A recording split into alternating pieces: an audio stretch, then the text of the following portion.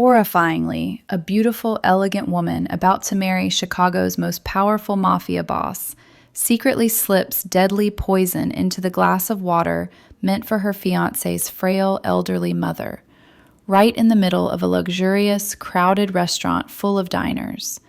Can you imagine it?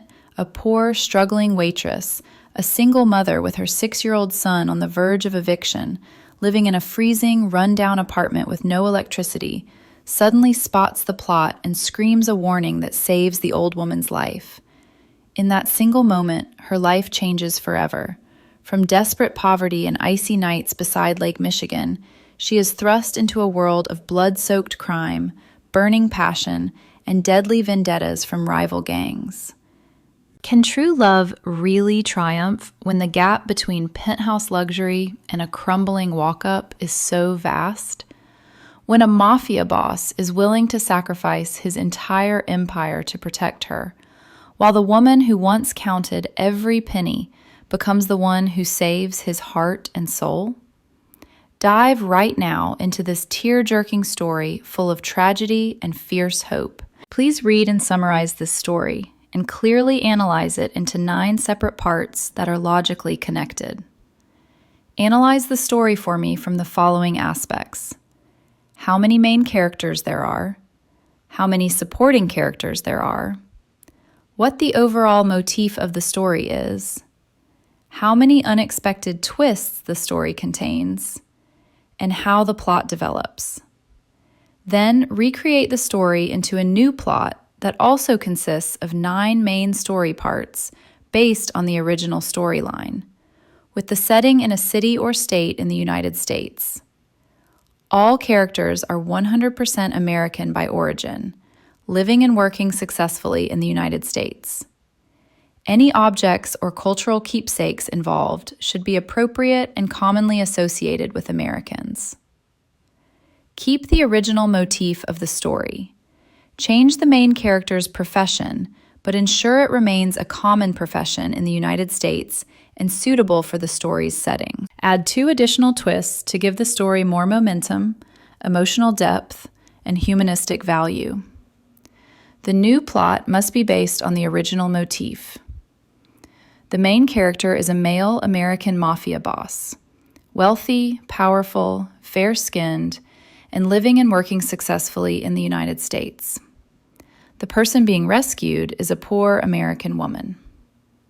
Before the night that changed everything, before the scream that tore through the bustling dining room of Gibson's Steakhouse on Rush Street, before the hospital lights and the sirens and the accusations that would shatter a carefully built life, Vincent Moretti had a world that many in Chicago envied from afar. He was the kind of man who commanded respect in the shadowed corners of the city, a self-made figure whose name carried weight in boardrooms and back alleys alike. By 45, Vincent had risen to control much of Chicago's construction and waste management rackets, a fair-skinned Italian-American with sharp features and eyes that could shift from warm to ice-cold in an instant. His empire stretched across the city, from the gleaming skyscrapers downtown to the quiet unions that kept everything running smoothly. But none of that power mattered when he went home to his Gold Coast penthouse, with its sweeping views of Lake Michigan glittering under the city lights. At home, Vincent was not the feared boss. He was just a son. Every morning, he woke early, not for meetings with rival crews or tense negotiations over territory, but because his mother, Rosa, liked her coffee a certain way, strong, with just a touch of cream, no sugar.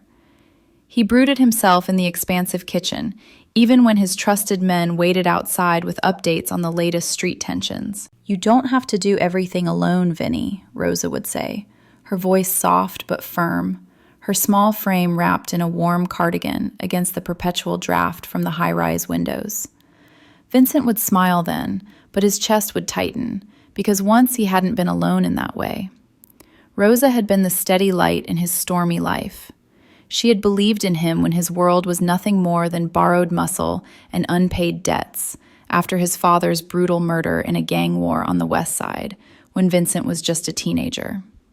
She had raised him in a cramped apartment in Little Italy, on Taylor Street, where the air always smelled of garlic and fresh bread from the old bakeries, where Sunday gravy simmered for hours, and the shrine of Our Lady of Pompeii stood as a beacon of faith. One rainy night, decades earlier, his father never came home. The call came sudden and merciless, a rival faction's ambush. One moment that split Vincent's life into before and after. After the funeral, Vincent learned how heavy responsibility could be. He was young then, too angry to grieve properly, but old enough to vow he would protect what remained.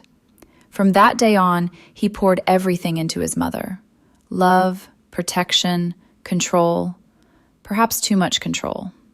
His men noticed at family gatherings. Whispers followed him in the old neighborhood. A man like Vincent shouldn't be alone forever. Rosa needs companionship in her golden years. Even his closest advisor, an old capo, spoke carefully one evening over espresso. "Your mother, she raised you strong, but grief shouldn't be a cage." Vincent said nothing. He stared at his hands instead, hands that had built an empire but still trembled at the thought of losing her. He wasn't against love. He just didn't trust the world anymore, not after what it had taken. That was when Lauren Whitaker entered his life. They met at a charity gala for children's hospitals in the Loop, one of those events Vincent attended out of obligation to keep his legitimate face clean. Lauren was elegant, with polished grace and intelligent conversation about business and philanthropy. She spoke of family values, of faith, of wanting stability. Most importantly, she seemed to understand his world without flinching. When Vincent mentioned Rosa, her eyes softened. "I adore older folks," she said gently. "They're wise. They don't pretend." Vincent noticed how she didn't pry about his money or power first, how she laughed warmly, how she didn't push, or so he thought. Their relationship moved carefully at first. Dinners at classic spots like Lou Malnati's for deep dish pizza, long talks over wine, small steps. Lauren never demanded immediate access to Rosa. She waited. That patience impressed Vincent. The first time Rosa met her, Vincent watched closely. Lauren brought flowers from the Magnificent Mile shops and smiled. "Your son talks about you all the time," she said. Rosa smiled politely. She was a quiet woman, observant, her eyes studying Lauren longer than most would. "You smell nice," Rosa said honestly. Lauren laughed. Vincent relaxed, for a while. Lauren began spending more time at the penthouse. She helped with little things, brought cannoli from Taylor Street bakeries, though she always insisted the staff handle the heavy lifting. She bought Rosa small gifts, scarves, books, a new rosary. In front of Vincent, she was affectionate, encouraging. But mothers feel things others ignore. Rosa noticed how Lauren's smile tightened when Vincent hugged her too long, how her voice edged sharper when Vincent canceled plans because Rosa had a doctor's appointment, how she corrected Rosa gently but rarely praised her. Once, when Vincent wasn't around, Lauren sighed and said almost to herself, "You're very close to your son." Rosa didn't understand why that sentence made her heart ache. One night she asked quietly, "Vinny, does Lauren like me?" Vincent froze. "Why would you ask that?" Rosa shrugged. "I don't know. She just looks distant sometimes when you fuss over me." Vincent forced a smile, brushed his mother's silver hair. "She's just adjusting. People need time." But doubt crept in. Vincent pushed it away. He wanted this to work, for Rosa, for himself, for the chance at a life that felt whole again. When he proposed to Lauren, he did it privately, with a ring from Tiffany's on Michigan Avenue. No flash, no crowd. She cried. She said yes. Rosa clapped politely when she heard the news. But that night, alone in her room overlooking the lake, she held her rosary tighter than usual. Vincent didn't see that. He was too busy believing he had finally rebuilt what was broken. He didn't know that jealousy, once planted, grows in silence. and sometimes it grows toward the most innocent heart in the room. If Vincent Moretti had learned anything from building his empire, it was that threats rarely announced themselves with guns or shouts. They arrived quietly, smiling, waiting for trust. After the engagement, Lauren seemed to change, just enough that it could be explained away. To the outside world, she was the perfect partner, elegant at events, supportive in public, always standing close to Vincent, her hand on his arm as if claiming what was hers. At home, she became more present, more involved. She insisted on joining Vincent and Rosa for breakfast every morning.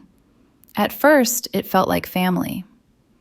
"You shouldn't rush off without eating properly," she told Vincent, pouring coffee with a practiced smile. "And Rosa needs to see us together." Vincent liked that word, together.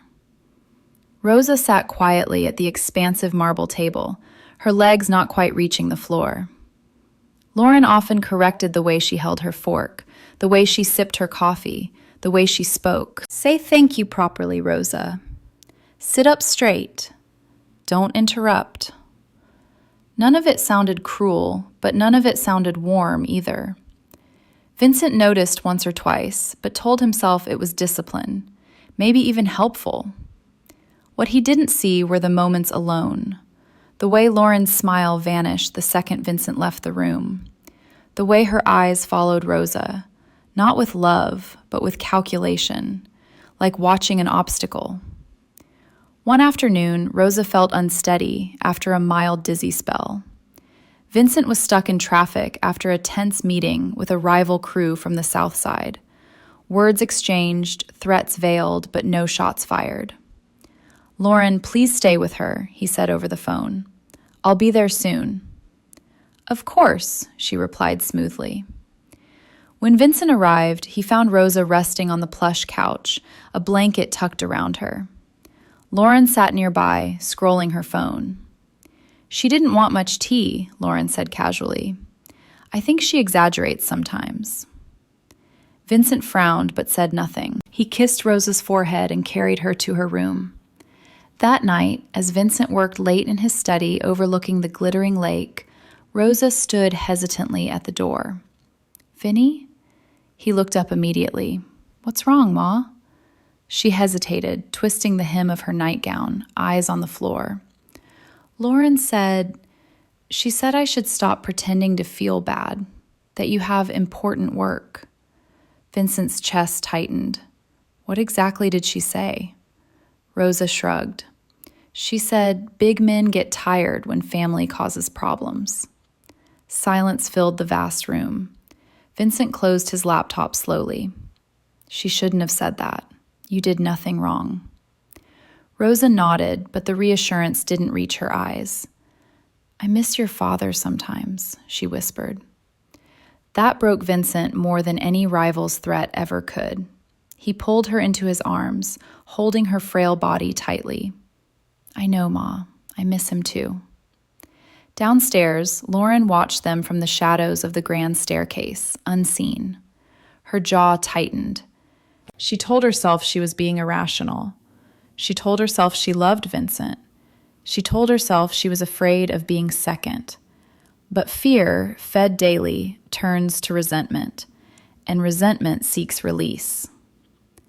They met on a crisp October evening in 2025 at the annual charity gala for St. Jude Children's Research Hospital, held in the grand ballroom of the Drake Hotel on Michigan Avenue. Crystal chandeliers cast golden light over white tablecloths and black tuxedos, the air thick with perfume, quiet laughter, and the soft clink of champagne flutes. Vincent Moretti attended because it was expected. His legitimate construction company had donated generously, and appearances mattered in a city where reputation was currency. He stood near the bar in a tailored charcoal suit, fair-skinned face calm but distant, eyes scanning the room out of habit more than interest. That was when Lauren Whitaker approached him. She moved with practiced elegance, her cream-colored gown catching the light, blonde hair swept into a flawless chignon. She was 36, sharp, ambitious, the kind of woman who had climbed corporate ladders organizing high-profile events for Fortune 500 companies. She knew exactly who Vincent was. Everyone in Chicago did, in whispers, if not in headlines. And yet, she did not flinch. Instead, she smiled warmly, extended a manicured hand, and introduced herself as the evening's event chair. "Mr. Moretti," she said, voice smooth as the aged bourbon in his glass. "Your generosity tonight will save lives. Thank you." Vincent nodded politely, accustomed to flattery, but something in her direct gaze held him a moment longer than usual. They spoke of the cause, of business, of the city's endless ambition. She was intelligent without arrogance, laughed easily without calculation, or so it seemed. When he mentioned his mother, Rosa, waiting for him at home with her evening rosary and the White Sox game on television, Lauren's expression softened genuinely.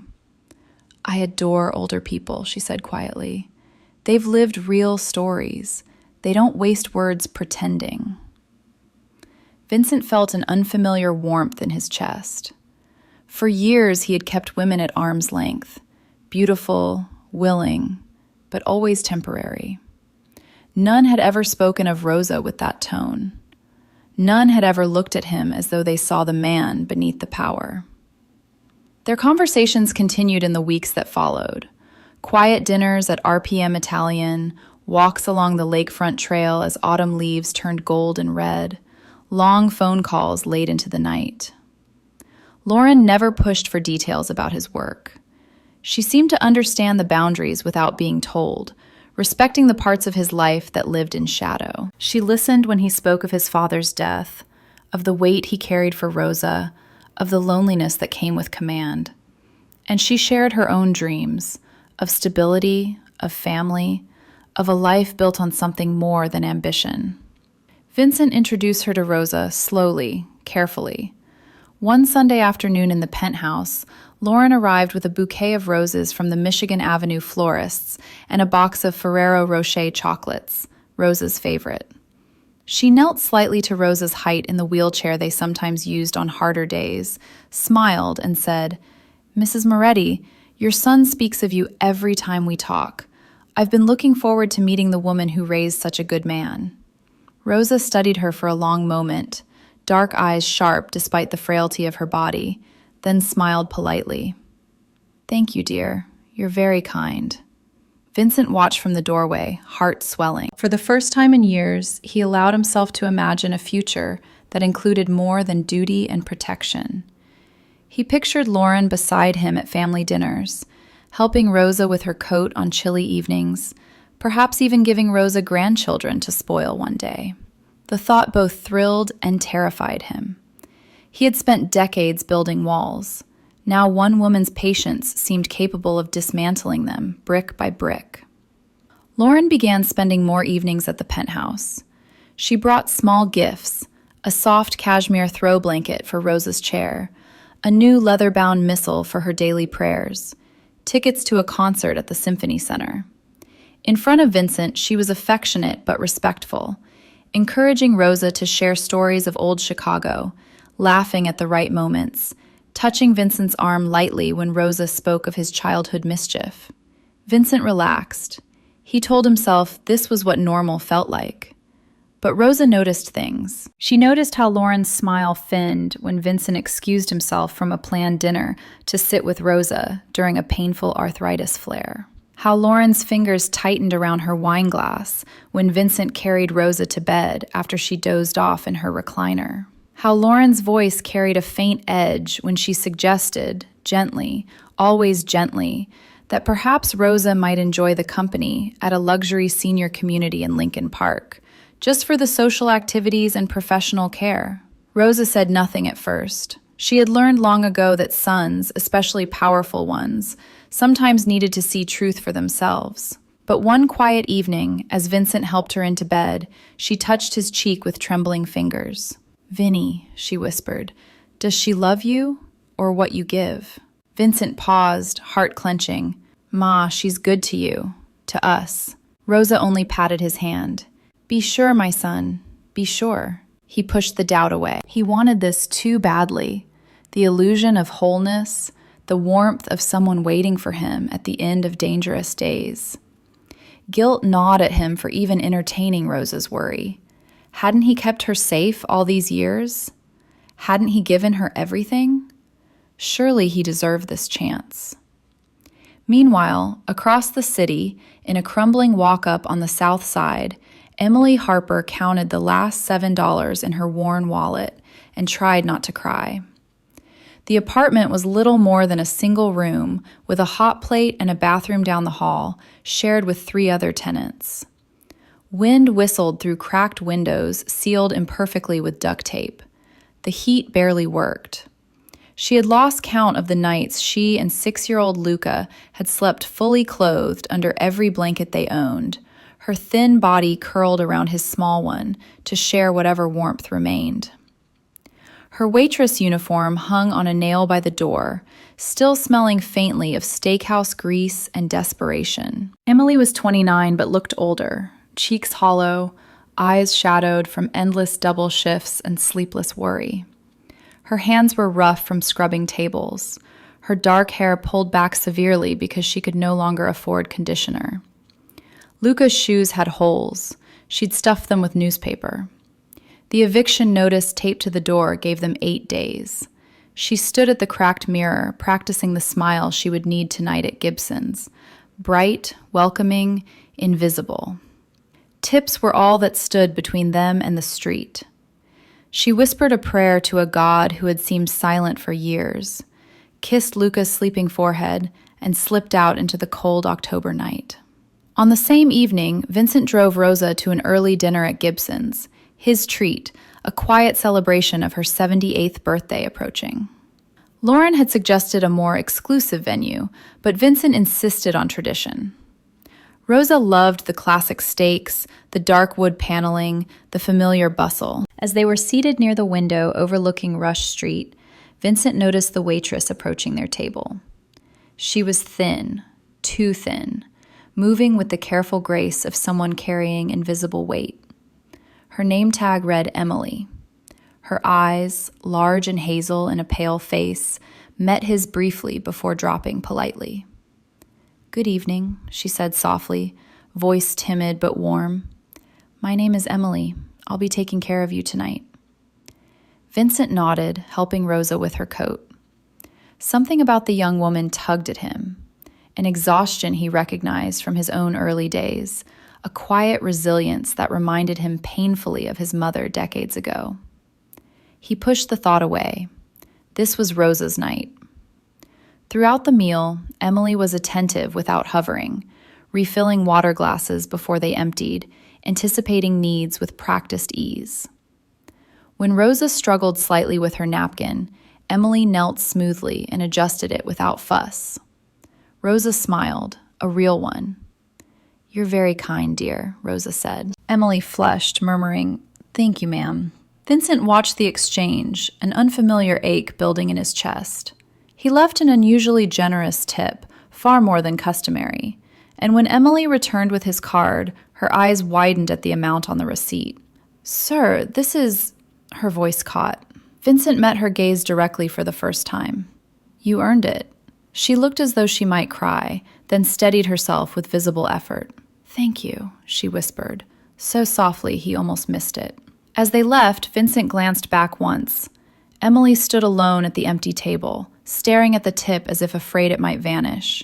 Something fierce and protective stirred in him, a feeling he hadn't allowed in years. He told himself it was nothing, just compassion. But that night, driving home through the glittering city with Rosa dozing beside him, Vincent Moretti felt the first crack in the walls he had built so carefully. He did not yet know the young waitress's name beyond the tag, did not know the depth of her struggle or the child waiting in a freezing room. He only knew that her quiet gratitude had pierced him in a way Lauren's polished affection never had. And in the weeks to come, that momentary encounter would become the thread that unraveled everything he thought he wanted and revealed what he truly needed. As the crisp days of October in 2025 deepened into chillier nights, The relationship between Vincent Moretti and Lauren Whitaker moved forward with a careful momentum that felt, to Vincent, like the first real light after years of shadow. He brought her more often to the penthouse, introduced her to a few trusted lieutenants at discreet dinners, even allowed her to accompany him to a White Sox playoff watch party in the private box at Guaranteed Rate Field. Lauren fit seamlessly into the polished surfaces of his world, smiling for photographs at charity events, charming the wives of business associates, remembering names and details with effortless grace. Rosa watched it all with the quiet patience of a woman who had survived loss and hardship. She greeted Lauren politely each time, accepted the small gifts, the imported Italian cookies, the soft leather slippers, the delicate gold chain with a tiny crucifix, but her dark eyes lingered longer than necessary. She noticed how Lauren's laughter rang a fraction too bright when Vincent spoke of expanding his legitimate construction holdings, how her fingers tightened almost imperceptibly around her wine glass whenever Vincent excused himself to take one of Rosa's midnight calls about pain in her joints. One Sunday morning, as sunlight poured through the floor-to-ceiling windows overlooking Lake Michigan, Lauren suggested they all attend Mass together at Holy Name Cathedral, followed by brunch at the Walnut Room in the old Marshall Fields building. Vincent's heart lifted at the thought. Family tradition, the way things were meant to be. Rosa agreed with a gentle nod, though her arthritis made the stone steps difficult. Vincent carried her up them himself, Lauren walking beside them in heels that clicked sharply against the marble. During the homily, Rosa's hand found Vincent's. She squeezed once, a small, familiar signal from his childhood meaning, "I'm here." Lauren sat on his other side, posture perfect, hands folded neatly. When the priest spoke of honoring father and mother, Rosa's grip tightened again. Vincent glanced at her. She was staring straight ahead, lips moving silently in prayer. Lauren smiled serenely, but Rosa felt the coolness radiating from her like winter air through an open window. Afterward, over Eggs Benedict and mimosas, Lauren spoke enthusiastically about wedding venues, the Drake, the Chicago History Museum, perhaps even a destination celebration in Tuscany. Vincent listened, warmed by the vision, but noticed Rosa pushing food around her plate. "Ma, you okay?" he asked quietly. Rosa smiled faintly. "Just tired, Vinny. Old bones." Lauren reached across the table, touching Rosa's wrist lightly. "We could look into that lovely senior residence in Lincoln Park I mentioned. They have wonderful physical therapy, daily mass, even Italian cooking classes." The words were wrapped in kindness, but Rosa heard the subtext as clearly as church bells. Vincent hesitated, fork paused midway to his mouth. "We've talked about this, Lauren. Ma stays with me." Lauren's smile never wavered. "Of course, darling.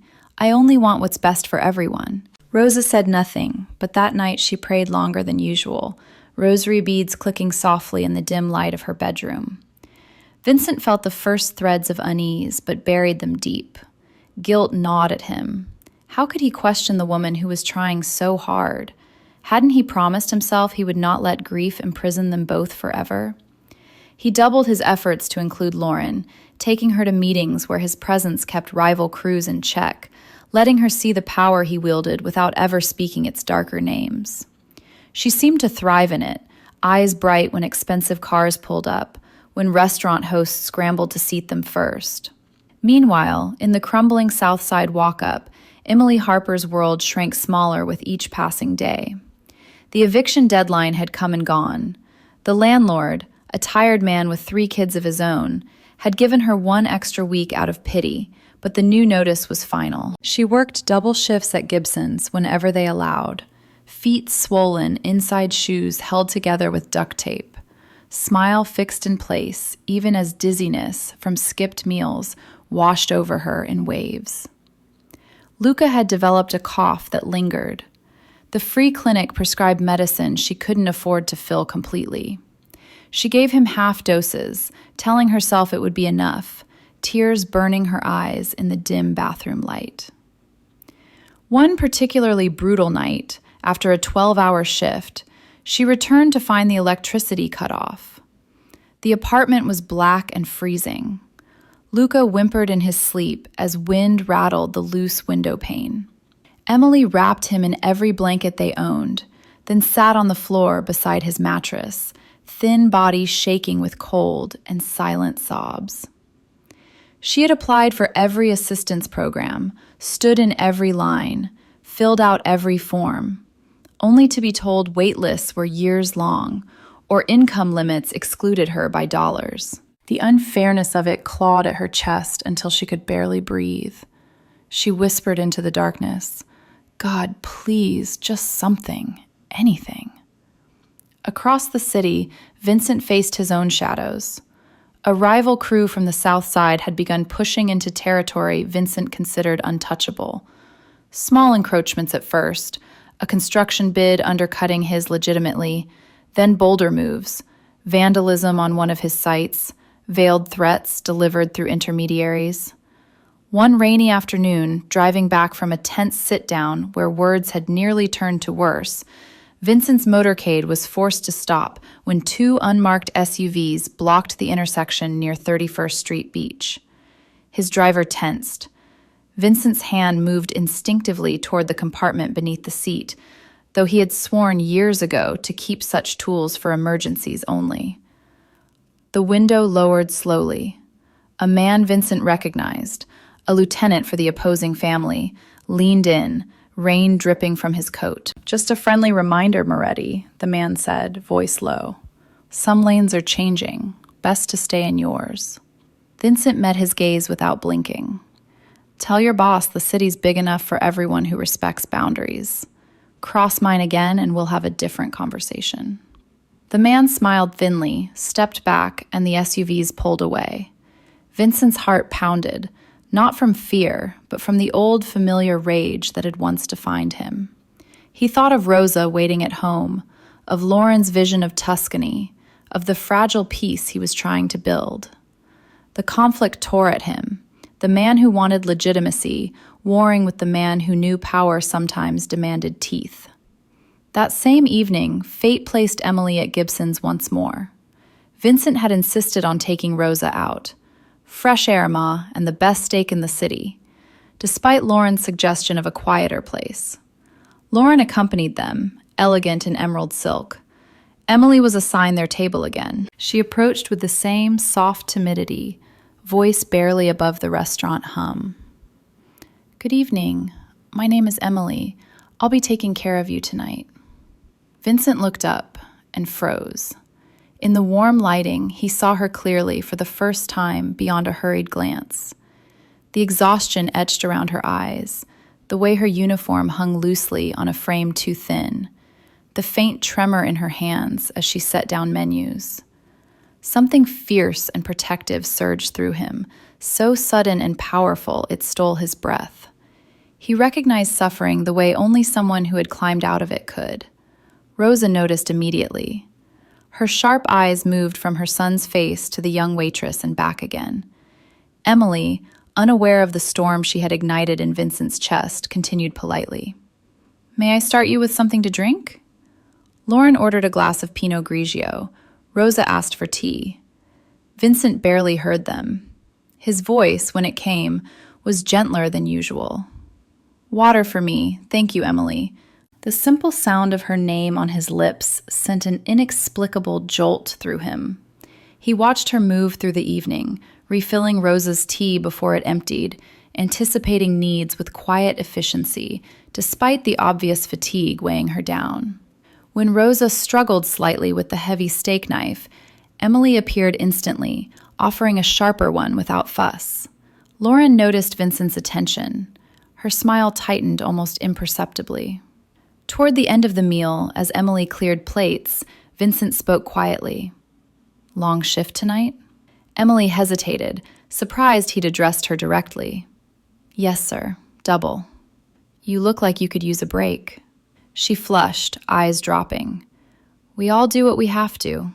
The words struck Vincent like a blow. "We all do what we have to." He thought of his mother decades ago, working 2 jobs after his father's death.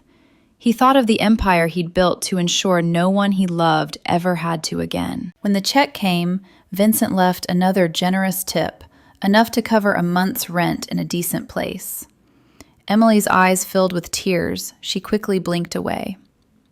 "Thank you," she whispered, voice breaking slightly. "You don't know what this means." Vincent met her gaze, and in that moment, something shifted inside him. Irrevocable, overwhelming.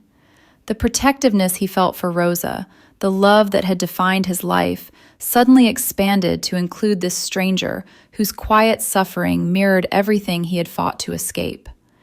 It was not pity, it was recognition, it was need. Lauren watched the exchange with a smile that did not reach her eyes. Driving home, Vincent was silent. Rosa reached over and patted his hand. "She's a good girl," Rosa said softly. "Reminds me of someone I used to know." Vincent nodded, throat tight. Guilt and longing warred within him. Guilt for the life he could not give everyone who suffered. Longing for a world where no one like Emily had to whisper "thank you" for basic kindness. Lauren sat beside him, hand resting lightly on his arm, already planning how to ensure such distractions did not become habits. And in the cold darkness of her apartment, Emily counted the tip money with shaking fingers, tears finally falling as she realized it might buy them one more month to figure out how to survive. But survival, she was learning, sometimes came in forms you never expected, and from men whose eyes held storms you could drown in. As October in 2025 drew toward its close, the air in Chicago turned sharp and unforgiving, carrying the first real bite of winter off Lake Michigan. Inside the Gold Coast penthouse, warmth poured from hidden vents and the massive stone fireplace. But an invisible chill had begun to settle between the 3 people who shared its vast rooms. Lauren Whitaker's resentment, once a quiet ember, now burned steadily beneath her polished exterior. She watched Vincent cancel yet another weekend getaway, a private jet to Napa Valley she had meticulously planned, because Rosa had woken with swollen joints and a fever that lingered despite the private physician's visits. Vincent spent the entire day at his mother's bedside, reading aloud from her favorite prayer book, brewing her special herbal tea, adjusting pillows with hands that could command a city's underworld, yet trembled with tenderness for one frail woman.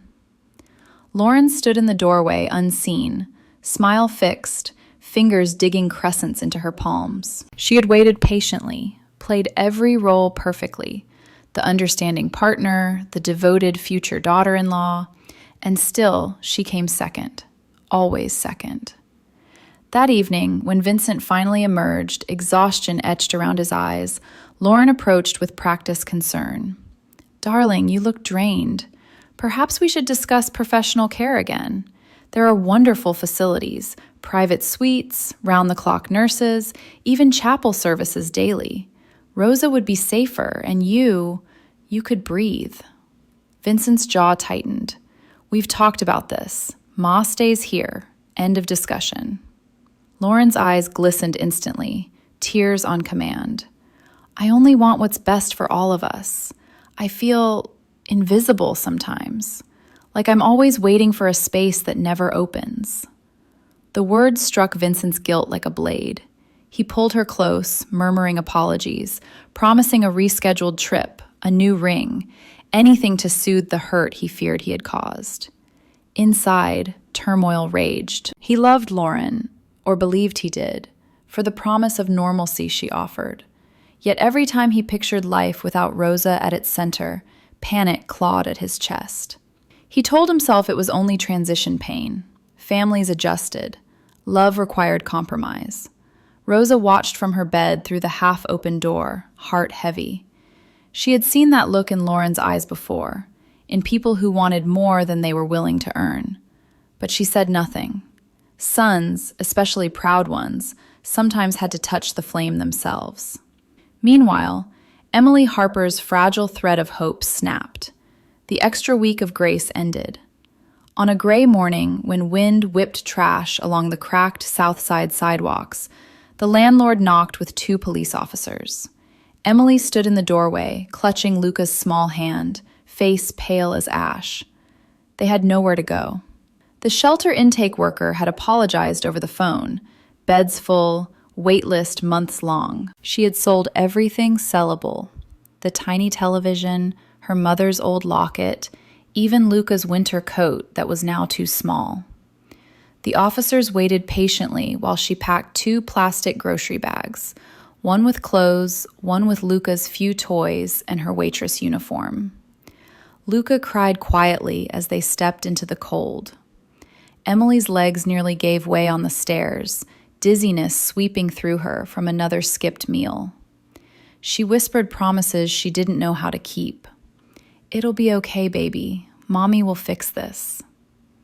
They spent the first night in a 24-hour laundromat, huddled in a corner with the hum of dryers for warmth. The second night, a church basement offered temporary cots, but the rules required them out by 6 in the morning. By the third night, exhaustion and cold had numbed Emily to everything, except the fierce need to shield her son. She walked the streets until dawn, Luca asleep on her shoulder, her thin arms burning with the weight. Vincent's world, by contrast, overflowed with excess. His construction empire secured another massive contract, redeveloping a stretch of riverfront property worth hundreds of millions. Celebrations followed, private dinners at Gibson's, cases of Dom Perignon delivered to the penthouse, new jewelry for Lauren that sparkled like captured stars. Yet each victory felt hollow. The image of the young waitress, Emily, haunted him. He found himself driving past Gibson's some evenings, telling himself it was habit, not obsession. He left larger tips when she served other tables, watched from shadows as she moved with quiet endurance, and felt a burning in his chest that both shamed and exhilarated him. One rainy afternoon, rival tensions escalated. Vincent's convoy was heading north on Lakeshore Drive when 3 black sedans cut them off near Oak Street Beach. Tires screeched. His men reached for concealed weapons, but Vincent raised a hand, steady. The lead car's window lowered. The same lieutenant from weeks earlier leaned out, rain streaking his face. "Message from the boss," he called. "That riverfront deal? It's ours now. Walk away clean, Moretti, or things get messy." Vincent stepped out into the downpour, suit darkening instantly, fair-skinned face calm, but eyes lethal. Traffic slowed around them, horns blaring. His voice carried over the rain. "You tell your boss the riverfront was awarded fair. Push again, and Messy won't begin to cover it." The man smirked, but something in Vincent's stare made him hesitate. Engines revved, the sedans peeled away. Vincent stood in the rain long after, heart pounding with old fury and new fear. Not for himself, but for Rosa alone at home, for the fragile peace he was failing to protect. That same evening, fate collided their worlds again. Desperate for hours, Emily took an emergency shift at Gibson's despite barely standing. Vincent arrived with Lauren and Rosa for what he called a simple family dinner. No celebration, just comfort food. Emily's section again. She approached pale and trembling, voice softer than ever. "Good evening. My name is Emily." Vincent's breath caught. Up close, in the warm light, he saw the new hollows beneath her eyes, the faint bruise-like shadows of exhaustion. Something fierce and possessive roared to life inside him, an overwhelming surge that terrified him with its intensity. He wanted to pull her into the safety of his world, shield her from every cold night, feed her, protect her son, erase every trace of suffering. The feeling was immediate, consuming, undeniable. Lauren noticed instantly. Her hand tightened on Vincent's arm. Throughout the meal, Vincent's attention drifted to Emily, how she steadied herself against a chair when dizziness hit, how she smiled at Rosa with genuine warmth despite obvious pain. When Rosa mentioned feeling chilly, Emily appeared instantly with a warmed wrap from the host stand, draping it gently around the older woman's shoulders. "You're an angel," Rosa said softly. Emily flushed, eyes dropping. "Just doing my job, ma'am." Vincent watched, heart tearing in violent directions. Loyalty to Lauren warring with this sudden, burning need to protect a stranger who stirred memories of everything he had fought to escape. Near the end of the meal, Lauren excused herself to the restroom. Vincent seized the moment. "Emily," he said quietly when she returned with the check, "are you all right?" She froze, startled by the direct question from a man whose presence filled the room. Her voice trembled. "Yes, sir. Thank you." The lie was fragile. Vincent saw it shatter in her eyes. He slipped another envelope beneath the check, thick with cash this time. "For whatever you need." Emily stared at it, tears rising. I can't." "You can," he said, voice low and fierce. "And you will." Lauren returned then, smile perfect. Emily murmured thanks and fled to the back, where she leaned against a wall, dizzy with shock and a gratitude so profound it hurt. Driving home, Vincent was silent. Rosa reached for his hand. "That girl is suffering, Vinny." "I know, Ma." Lauren chatted brightly about wedding colors, oblivious or pretending to be. Inside Vincent, turmoil reached fever pitch.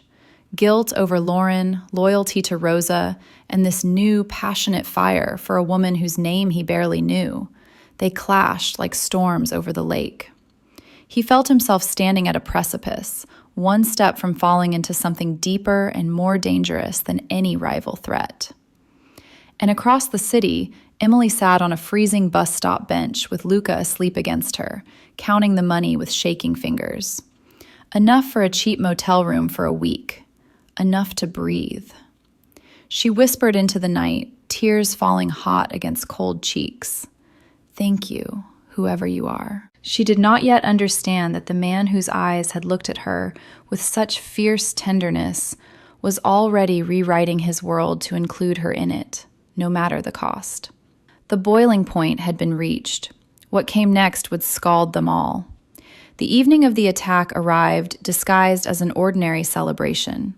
Vincent had insisted on marking Rosa's upcoming 78th birthday with a quiet family dinner at Gibson's Steakhouse, the same dark-paneled, white tablecloth haven where tradition lived in every perfectly aged ribeye and oversized baked potato. Lauren had suggested a newer, flashier venue in the West Loop, but Vincent overruled her gently. "Ma loves the classics," he said, and Lauren smiled the smile that no longer reached her eyes. Rosa dressed with care, a soft navy dress, her silver hair pinned neatly, the gold crucifix Vincent had given her years ago resting against her collarbone. She felt unsteady that afternoon, joints aching from the damp October chill sweeping off the lake, but she hid it. She wanted this night for her son, a moment of peace amid the growing storms she sensed gathering. Emily Harper drew the short straw for the late shift that night.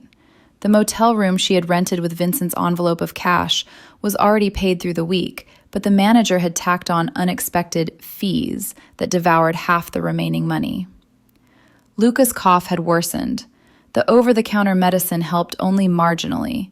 She had walked him to the free clinic again that morning, only to be told the wait was 4 hours and the prescription would cost more than she had.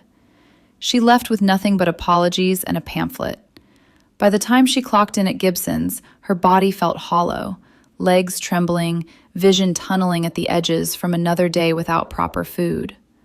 But the uniform was clean, the smile practiced in the cracked mirror of the staff bathroom. She told herself, one more shift, one more set of tips, one more day to figure it out. When the hostess led Vincent, Rosa, and Lauren to a prime table near the window overlooking Rush Street, Emily's heart stuttered. She recognized them immediately. The generous man whose eyes had looked at her with something too intense to name. The kind older woman who had called her an angel. and the beautiful fiancé whose gaze had cooled the air between them. Emily approached with the menu cards clutched tightly to steady her hands. "Good evening," she said, voice soft and polite, barely above the restaurant hum. "My name is Emily. I'll be taking care of you tonight." Vincent looked up, and the world narrowed to her face. He saw the new fragility, cheekbones sharper, skin almost translucent with exhaustion, eyes ringed in purple shadow. The protective fire that had smoldered since their last encounter roared into full flame. It was immediate, overwhelming, a surge so powerful it felt like violence in his chest. He wanted to stand, to pull her away from this place, to carry her and her child somewhere safe and warm and permanent. The intensity terrified him. Guilt crashed against it. Lauren sat right beside him. Yet the feeling would not be denied. Rosa noticed everything. Her sharp eyes moved from Vincent's stricken expression to Emily's trembling fingers and back again. A small, knowing sadness settled in her heart. Lauren noticed too. Her smile froze. The meal began ordinarily enough. Orders taken, breadbasket delivered, wine poured. Emily moved with quiet efficiency, refilling water before it emptied, anticipating needs despite the dizziness that washed over her in waves. When Rosa mentioned the room felt cool, Emily appeared instantly with a warmed shawl from the coat check. "You're too kind, dear," Rosa said warmly. Emily flushed. "It's nothing, ma'am." Vincent watched every exchange, heart tearing itself in opposite directions. Loyalty to the woman he had promised forever warred with this sudden, burning devotion to a stranger whose suffering mirrored his mother's long ago. Remorse gnawed at him. He had everything, and she had nothing. How many others like her walked the city's cold streets while he dined in warmth? Lauren's resentment, already simmering, reached dangerous heat. She watched Vincent's gaze follow Emily, watched Rosa's gentle smiles toward the waitress, and felt herself shrinking smaller in their world. All her careful planning, all her patience, second place again. The thought looped, poisonous. He will always choose her, always the mother, always someone else. Midway through the mains, Vincent excused himself to the restroom, a brief call from one of his lieutenants about another South Side encroachment. He hated bringing business to family time, but the rival threats had escalated. A warehouse tagged, a driver intimidated. He stepped away, promising himself only 2 minutes. The moment he disappeared, Lauren's mask slipped. She reached casually for the silver teapot the busser had just filled with boiling water for Rosa's after-dinner tea. Her movements were smooth, deliberate. Rosa, distracted by the window view of passing taxis, did not see it coming. Lauren leaned forward as if adjusting her napkin, and poured. The scalding water cascaded over Rosa's head, neck, and shoulders in a deliberate stream. Rosa's scream ripped through the restaurant like a gunshot. Her small body jerked upright, chair scraping back, hands flying to her face as agony exploded across her skin. Plates shattered, guests gasped, time froze. Emily, only steps away returning with steak sauce, saw everything. She saw the calculated tilt of the pot, the absence of accident in Lauren's grip, the split-second satisfaction that flickered across the woman's face before shock replaced it. Horror flooded Emily, raw, paralyzing. Then instinct took over. "She did that on purpose!" Emily screamed, voice breaking but unstoppable. "Somebody call 911, now!" Chaos erupted. Rosa slid half out of her chair, shaking, whimpering in pain. Vincent came running back, face draining of color as he dropped to his knees beside his mother. "Ma! Ma, I'm here!" His voice cracked, hands hovering, afraid to touch the reddening skin. Lauren stood abruptly, face pale, hands trembling in perfect imitation of shock.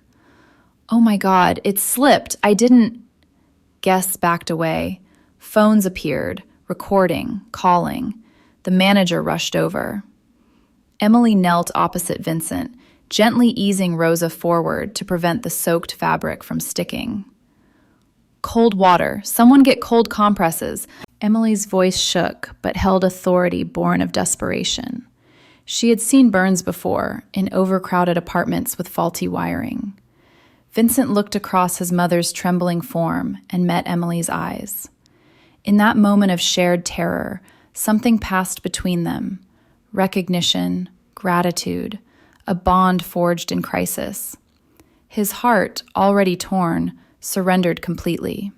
The love that had been building ignited fully, fierce, protective, absolute. He would shield this woman too, whatever the cost. Lauren repeated her denials, tears flowing convincingly. "It was an accident, I swear." But Emily stood, hands shaking yet voice firm. "I saw it. She poured it on purpose." Vincent's head snapped toward Lauren, disbelief warring with dawning horror. The woman he had planned to marry, capable of this? Sirens wailed outside within minutes. Paramedics rushed in. Rosa, semi-conscious, murmured Vincent's name as they carefully transferred her to the stretcher, applying cool packs, administering pain relief. Vincent followed the ambulance in his car, Lauren beside him, pale and silent. Emily stood frozen in the restaurant doorway long after they left, manager's hand on her shoulder, police already asking questions. Across the city, in the harsh fluorescent lights of the emergency room, Vincent held his mother's hand as doctors worked. The burns were severe, 2nd and 3rd degree across neck, scalp, shoulders, but not life-threatening. Relief and rage crashed inside him in equal measure. Lauren waited in the corridor, composed, repeating her story to anyone who would listen. Emily arrived later, still in her uniform, driven by a need she could not name. She stood uncertainly at the waiting room entrance until Vincent saw her. Their eyes met again. "Thank you," he said, voice raw, "for speaking up, for saving her." Emily's throat closed. I couldn't stay silent." In that quiet, condensed moment, amid beeping monitors and hurried footsteps, something irrevocable shifted. Vincent knew, with a certainty that both terrified and exhilarated him, that his life had changed forever. The woman standing before him, thin, exhausted, courageous beyond measure, had become essential to him in a way no one but Rosa ever had. And Emily, looking at the powerful man whose eyes held storms and tenderness in equal measure, felt the first faint warmth of safety pierce the endless cold of her world. But safety, she would learn, came at a price neither of them yet understood. The attack was only the beginning. The ambulance doors slammed shut with a metallic finality that sliced through Vincent Moretti's chest like a blade. Inside the speeding vehicle, harsh white lights blurred into frantic motion as paramedics worked over Rosa, cutting away soaked fabric, applying cool gel packs, monitoring vitals that fluctuated in frightening patterns. Vincent sat rigid on the narrow bench, his custom suit stained with water and traces of blood from Rosa's split scalp, his arms wrapped around himself as if holding his own body together. "Stay with me, Ma," he whispered again and again, voice breaking. "I'm here. Please stay." Rosa's small hand twitched weakly in his. Her eyes fluttered, pain-clouded, but she managed a faint squeeze, the same reassurance she had given him as a boy after his father's death. The sight tore Vincent apart more violently than any rival confrontation ever had. Guilt crashed over him in waves. He had left the table for 2 minutes, and this had happened. Outside, the city lights streaked past in indifferent rivers of red and white. Lauren followed in a separate car, escorted by police, who had arrived at Gibson's within minutes of Emily's scream. She sat pale and composed in the back seat, rehearsing her story, telling herself it had been an accident, that no one could prove otherwise. At Northwestern Memorial Hospital, emergency room chaos swallowed them whole. Doctors shouted orders, nurses rushed equipment, the antiseptic smell burned the air. Vincent paced the corridor like a caged animal, power useless here. A burn specialist emerged, expression serious but measured. "She's stable," the doctor said carefully. "Severe second and third degree scalds to the scalp, neck, and upper shoulders. We're treating for shock and infection risk. She's sedated now." Vincent's knees buckled. He gripped the wall. "Can I see her?" "Soon. Family only for now." Family. The word landed like a blow. Lauren approached then, eyes red from expertly timed tears. "Vincent, I don't know how it happened. The pot just..." He turned slowly, searching her face for the woman he thought he knew. Something cold and unfamiliar stared back. Doubt, sharp, poisonous, took root. Emily arrived 20 minutes later, still in her Gibson's uniform, driven by an urgency she could not explain. She hovered uncertainly at the waiting area entrance, thin frame shivering in the over-air-conditioned space. A nurse noticed her distress. "Are you family?" Emily shook her head, voice small. "No, ma'am. I was the waitress. I saw what happened." The nurse softened. "The gentleman in the suit, he's with the patient. You can wait if you'd like." Vincent emerged then, face ashen. Their eyes met across the sterile room. Time slowed. Emily's breath caught. Up close, without the barrier of a restaurant table, Vincent Moretti was overwhelming, tall, broad-shouldered, the kind of presence that filled space without trying. Yet his eyes held raw anguish, the same vulnerability she had glimpsed before. Something electric passed between them, a silent acknowledgement of shared crisis. "You came," he said quietly, voice rough. "I had to know she was okay," Emily whispered. Her hands twisted together, knuckles white. Vincent stepped closer, careful not to crowd her. "Because of you, she will be. You saved her life tonight." Emily's eyes filled instantly. "I only told the truth." "That's more than most would do." His gaze traced her face, the exhaustion, the thinness, the quiet courage. And the surge hit him again, fiercer than before. Love, immediate, consuming, terrifying in its intensity. He wanted to gather her against him, shield her from every hardship life had thrown at her. The feeling warred violently with the chaos around Lauren, with loyalty, with the terror of almost losing Rosa. Lauren appeared at his elbow then, touching his arm possessively. "Darling, the police want to speak with us." Vincent turned. Lauren's tears were perfect, her posture fragile. Yet something in her voice grated now, too controlled. He nodded numbly. Police officers approached gently. "Mr. Moretti, we need statements. The waitress, Miss Harper, has already given hers. She claims the incident was deliberate." Vincent's world tilted. He looked at Emily, standing small and alone under fluorescent lights, then back at Lauren. "Deliberate?" Lauren gasped softly. "That's absurd. It was a terrible accident." Emily met Vincent's gaze steadily, despite trembling legs. "I saw her pour it, sir. It wasn't a spill." Silence stretched, thick and suffocating. Vincent felt his heart fracture along new lines. Loyalty to the woman he had nearly married, colliding with the evidence of his own senses, with Emily's unflinching honesty, with Rosa's earlier quiet warnings he had ignored. Lauren's tears fell faster. "Vincent, you can't believe..." He raised a hand, voice dangerously calm. "Not here." They were separated for questioning. Vincent gave his account mechanically, mind racing. Security footage from Gibson's was requested. Angles might show truth or ambiguity. Emily repeated her statement twice, voice soft but unwavering, even when detectives pressed gently about motives, about whether she might have misunderstood. When she finished, legs nearly giving way, Vincent was waiting outside the room. "You didn't have to stay," he said quietly. Emily wrapped her arms around herself.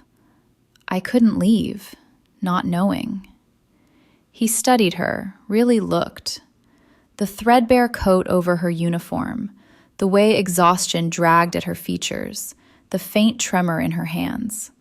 The contrast between his world of private physicians and penthouse warmth and her obvious struggle struck him like a physical blow. "Where's your family?" he asked suddenly. Emily's eyes dropped.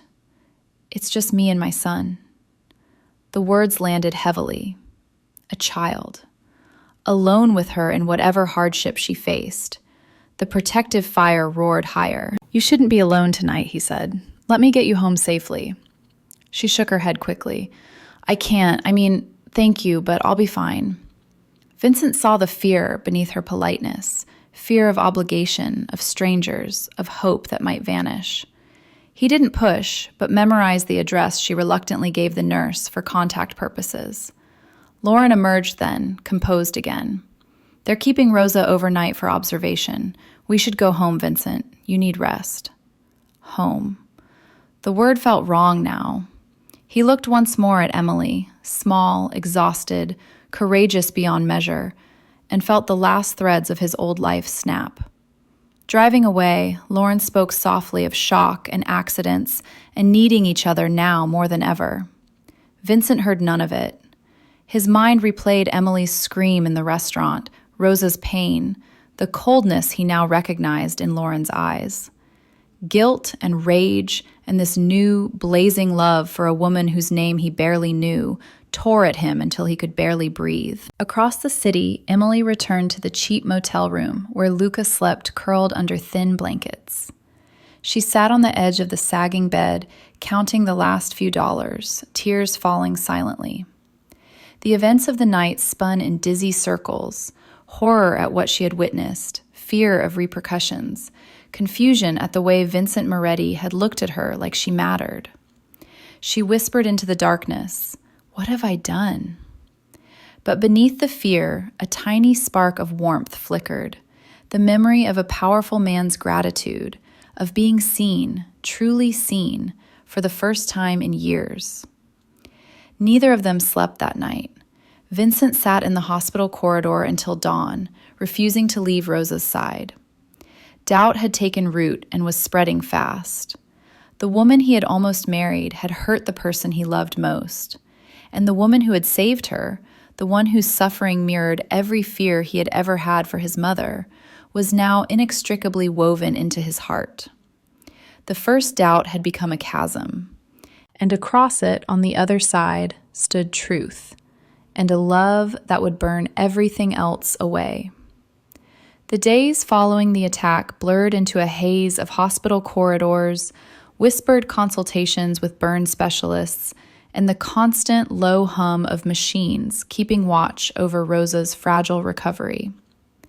Vincent Moretti barely left Northwestern Memorial, sleeping in an uncomfortable vinyl chair beside his mother's bed, fair-skinned face drawn with exhaustion and a rage he kept tightly leashed.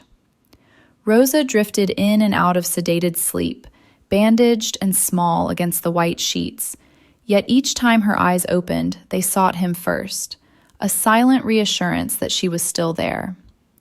Lauren visited daily, elegant even in crisis, flowers in hand, voice soft with concern, tears ready at the slightest prompting.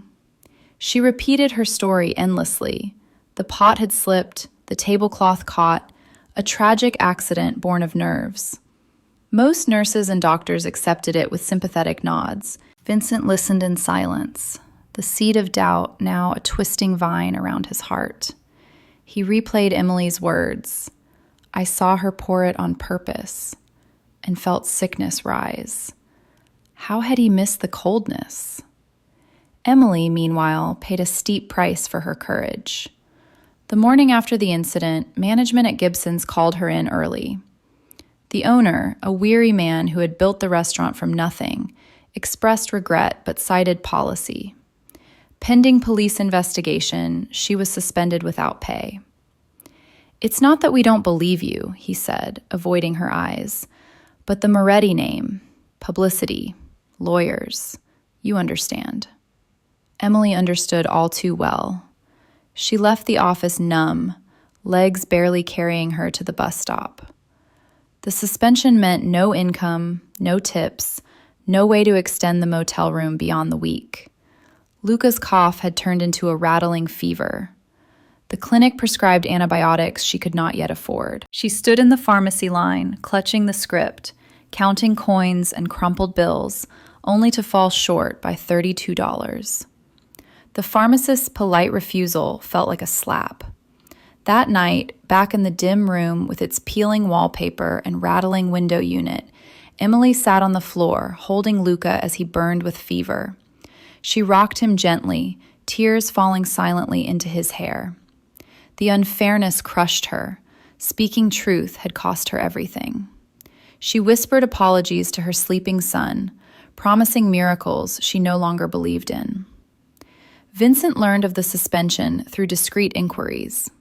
Rage flared white-hot. The woman who had saved his mother, punished for honesty while Lauren walked free. He sent an envelope to Gibson's management, generous enough to change minds, but it was too late. Emily had already been replaced on the schedule. He drove to the Southside Motel himself late one night, unable to stay away any longer. The neighborhood was rough, streetlights flickering, wind whipping trash along cracked sidewalks. The motel sign buzzed half-lit, windows barred. He parked his black SUV among rusted sedans, heart pounding with a mix of protectiveness and shame. This was where courage lived, while he slept in penthouse luxury. He knocked softly on the door Emily had reluctantly given hospital staff for follow-up statements. She opened it a crack, chain still latched, eyes wide with fear until recognition dawned. "Mr. Moretti." "Vincent," he corrected gently. "May I come in? Just to talk?" She hesitated, glancing back at Luca asleep on the single bed, then unlatched the chain. The room was small, cold, smelling faintly of mildew and desperation. Vincent's chest tightened painfully. A hot plate, one suitcase of belongings, children's crayons scattered on a rickety table. Emily stood thin and guarded, arms wrapped around herself. "I heard about your job," he said quietly. "I'm sorry." "It's not your fault." Her voice was soft, polite, but exhaustion cracked through. "It is," he countered, voice rough. "You spoke up for my mother. You shouldn't suffer for it." He placed an envelope on the table, thick with cash, enough for months of decent housing, medicine, food. Emily stared at it as though it might vanish. "I can't take—" "You will," he said, not commanding but pleading. "Please, let me help." Their eyes met. In the dim light, Vincent felt the surge again, love, fierce and absolute, tearing him apart from the inside. He wanted to lift her out of this place, give her warmth and safety and everything she had been denied. The intensity terrified him. He had never felt anything this powerful, not even in his youngest, hungriest days. Emily's breath hitched. No one had ever looked at her with such raw need to protect. Confusion and fear swirled. Could she trust this? Yet beneath it, a dangerous warmth bloomed. Footsteps sounded outside, heavy, deliberate. Vincent tensed instantly. Through the thin curtains, he saw shadows, 3 men approaching the motel office, then turning toward Emily's door. Southside rivals, emboldened by rumors of his distraction with family crisis. Vincent moved swiftly, placing himself between the door and Emily. "Stay back. Lock yourself in the bathroom with your son." Terror flashed across her face. "What?" A knock, hard, insistent. "Moretti, we know you're in there." Vincent's voice was ice. "Wrong room." The door rattled. Emily clutched Luca, heart hammering. Vincent drew a small pistol from his coat, legal, permitted, but held it low. He cracked the door, body blocking entry. 3 men stood in the flickering light, faces he recognized from recent tensions. "Message from the boss," the leader sneered. "Family trouble makes you soft. Time to renegotiate territory." Vincent's stare could have frozen fire. You picked the wrong night. Walk away." The man laughed, stepping closer. "Or what?" Vincent moved like lightning, disarming the leader in one fluid motion, pressing him against the wall with controlled force. His men appeared from shadows, silent, efficient. The confrontation ended in minutes. Warnings delivered, no shots fired, the rivals retreating with bruised egos and clear understanding that Vincent Moretti was far from soft. He returned inside, breathing hard, gun holstered. Emily stood frozen in the bathroom doorway, Luca in her arms, eyes wide with shock and something new, awestruck gratitude. You protected us," she whispered. Vincent's heart shattered and reformed in the same beat. "I will always protect you," he said, voice raw with truth he hadn't planned to speak. "You and your boy." The words hung between them, electric. Emily felt dizziness sweep through her, fear, confusion, and a longing she dared not name. Vincent felt the last of his old world crumble. Lauren, meanwhile, watched from a distance. She had followed Vincent that night, suspicion turning to fury when she saw the motel. In the days that followed, desperation birthed a darker plan. She purchased a cheap burner phone, sent anonymous texts to police, threats against the old lady, signed with details only someone close would know. Then she planted the phone in Emily's locker at Gibson's during a staged visit to return a lost item. The frame-up was meant to silence the waitress forever. Police arrived at the motel 2 mornings later. Emily opened the door to uniforms and questions, confusion turning to horror as they explained the threatening messages traced to her. Luca cried as officers searched the room. Emily was taken downtown for questioning, 12 hours in a cold room, repeating her innocence while terror clawed her chest. Vincent learned through contacts. Rage and remorse exploded simultaneously. He stormed to the station, lawyers in tow, demanding answers. Evidence surfaced slowly. Purchase records for the burner linked to Lauren's credit card, careless in her haste. The frame collapsed spectacularly. Lauren's betrayal exposed. First the attack, now this vicious attempt to destroy an innocent woman. Vincent confronted her in the penthouse, voice deadly quiet. "How could you?" Lauren's mask finally cracked, tears of frustration, not remorse. "She was always there, your mother, now this waitress. I just wanted to be first for once." Vincent felt his heart rip clean in two. The woman he had loved, capable of such cruelty. And Emily, suffering again because of his world. He ended it coldly. Lauren left in tears, threats of exposure on her lips. Vincent barely heard them. He went straight to Emily. She was released late that night, shaken, holding Luca tightly as they stepped into the cold. Vincent waited outside the station, coat collar up against the wind. When she saw him, something broke inside her. Relief, fear, gratitude crashing together. She swayed on her feet. Vincent caught her gently. "It's over. She won't hurt you again." Emily looked up, eyes shining. Why do you care so much?" The question hung in the freezing air. Vincent cupped her cold cheek with one warm hand, voice rough with everything he felt. "Because from the moment you spoke up for my mother, you became part of what I protect. And because..." He paused, heart laid bare. "Because I can't breathe when I think of you suffering." The confession hung between them, passionate, overwhelming. Emily's world spun. A man like this, powerful, dangerous, tender, seeing her, wanting to shield her. Terror and longing warred inside her until tears fell. Vincent pulled her close, careful of Luca, enveloping them both in his coat's warmth.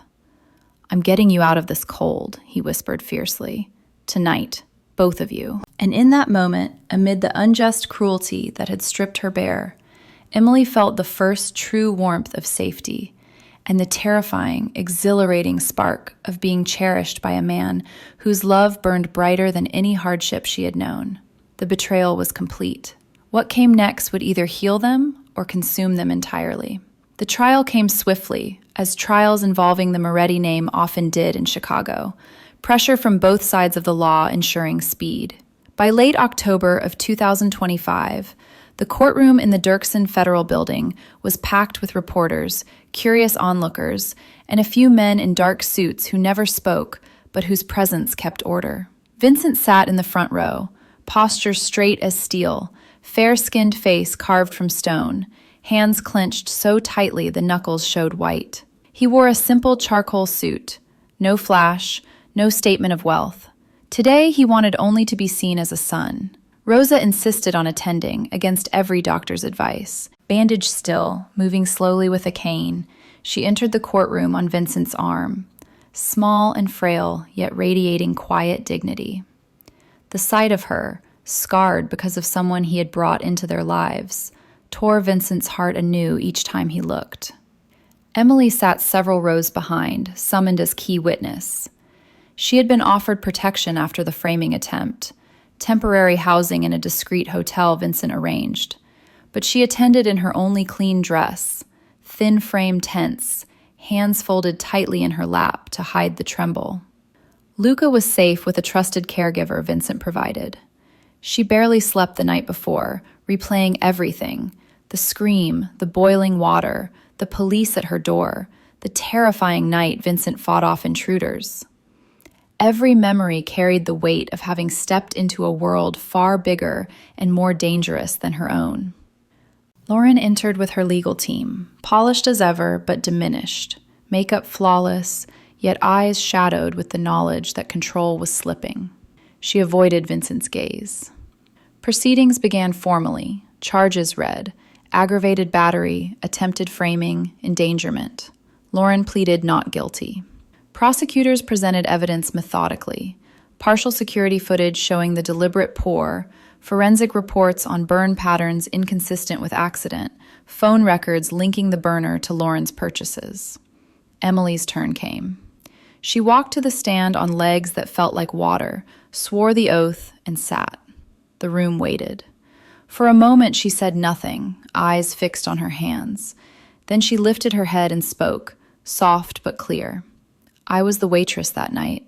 I saw Ms. Whitaker take the teapot and pour it directly over Mrs. Moretti's head and shoulders. It was not a spill.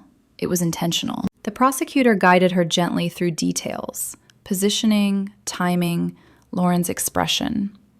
Defense counsel pressed hard, suggesting misperception and chaos, implying motive for fame or reward. Emily never raised her voice. I gained nothing, she said quietly. I lost my job. I was accused of threats. I only told what I saw because a good woman was hurt. The courtroom stilled. Vincent's chest tightened unbearably. Pride and love and remorse collided. He had almost lost Rosa because he ignored warnings, and this young woman, who had even less than Rosa once did, had risked everything to speak truth. Lauren took the stand next. Her lawyer framed a narrative of emotional neglect, of feeling overshadowed by Rosa's central place in Vincent's life, of a moment of desperate impulse, not malice, but weakness. Tears fell convincingly. I loved him, she said softly. I felt invisible. I never meant real harm. Vincent stared straight ahead, jaw locked. The words sickened him, using pain as excuse. Then Rosa requested to speak. The judge allowed it, cautioning brevity given her condition. Vincent helped her to the stand. She moved slowly, bandages visible at her neckline, yet her voice, when it came, was steady and strong. The room hushed. Rosa looked directly at Lauren. Young woman, she said gently, I forgive you. A collective gasp rippled through the court. Reporters scribbled furiously. Lauren's eyes widened. Rosa continued, voice soft but carrying to every corner. I pity your heart. Anger like yours comes from emptiness. May God have mercy on you, because I already do. She turned to the judge. But forgiveness does not erase what was done. My son almost lost his mother. An innocent girl suffered for telling truth. Justice must still speak. Vincent felt tears burn his eyes. the only time in decades he had come close in public. His mother's grace amid her own pain humbled him beyond words. Later, in a small witness room during recess, Rosa asked to speak with Vincent alone. He knelt beside her chair. "Ma." She touched his cheek with bandaged fingers. "I knew, Vinny, from the first day. I felt coldness in her, but you needed to see for yourself." Guilt crashed over him like a wave. "I almost lost you because I was blind." Rosa shook her head. "You listened when it mattered. That is enough." Outside the room, Emily waited nervously for her next recall. Vincent stepped out, saw her, and something inside him gave way completely. He crossed the distance in 3 strides. "You were incredible," he said, voice rough. Emily flushed, eyes dropping. "I only told the truth." "That's everything." He hesitated, then gently took her cold hands in his warm ones. "Emily, what you've been through because of my world. I can't fix the past, but I swear no one will hurt you again." Her breath caught. The touch, simple, protective, sent warmth flooding through limbs long chilled by poverty and fear. Confusion swirled. This man, powerful and dangerous, looking at her with eyes that held storms of tenderness. It was too much, too fast, yet her heart raced toward it. "I don't understand why you're doing this," she whispered. Vincent's grip tightened gently. "Because you saved the person I love most, and because..." He paused, heart laid bare. "Because meeting you woke something in me I thought was dead. I need to keep you safe, both of you." The confession hung between them, passionate and raw. Emily felt dizziness sweep her, shock, fear, and a longing so intense it frightened her. From endless cold nights to this, to being seen, wanted, protected by a man whose love felt like fire. Court resumed. Closing arguments were brief.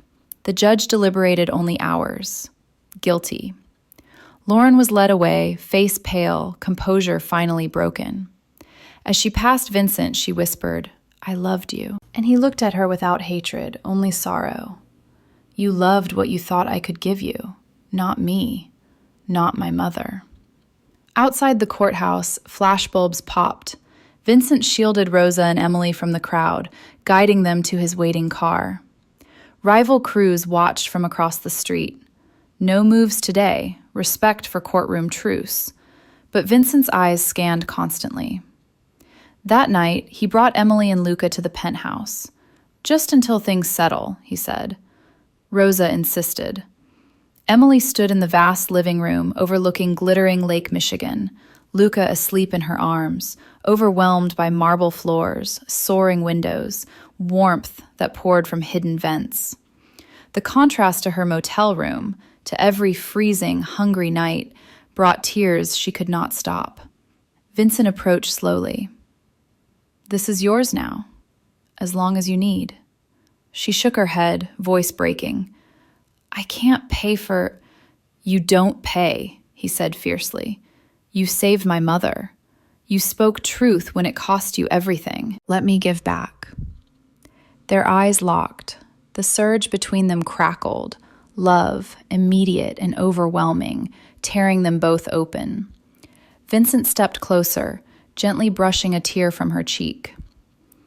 "I don't know what this is," he admitted, voice low, "but I know I can't lose you now that I've found you."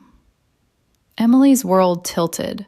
From desperate poverty to this, to safety, to being cherished with an intensity that consumed.